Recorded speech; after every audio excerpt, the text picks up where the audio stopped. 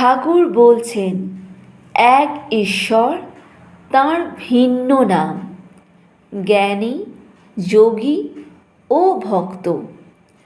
জ্ঞানীরা যাকে ব্রহ্ম বলে, যোগীরা তাকেই আত্মা বলে, আর ভক্তেরা তাকেই ভগবান বলে।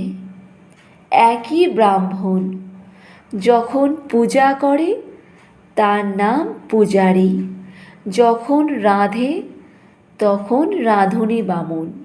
যে জ্ঞানী জ্ঞানযোগ ধরে আছে সে ন্যাতি ন্যাতি এই বিচার করে, ব্রহ্ম এ নয়, ও নয়, জীব নয়, জগৎ নয়।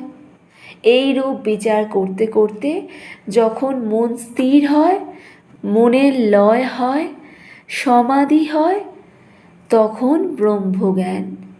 ব্রহ্মজ্ঞানী ঠিক ধারণা ব্রহ্ম সত্য, জগৎ মিথ্যা, নাম রূপ এসব স্বপ্নবৎ। ব্রহ্ম কী যে তা মুখে বলা যায় না, তিনি যে ব্যক্তি তাও বলবার জো নাই। জ্ঞানীরা ঐরূপ বলে, যেমন বেদান্তবাদীরা। ভক্তেরা কিন্তু সব অবস্থাতেই লয়, জাগ্রত অবস্থাও সত্য বলে, জগৎকেও স্বপ্নবৎ বলে না। ভক্তেরা বলে এ জগৎ ভগবানের ঐশ্বর্য।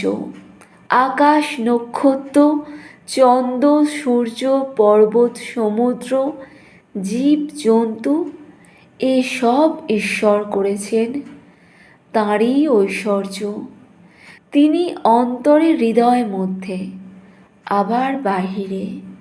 উত্তম ভক্ত বলে তিনি নিজে এই চতুর্বিংশতি তত্ত্ব।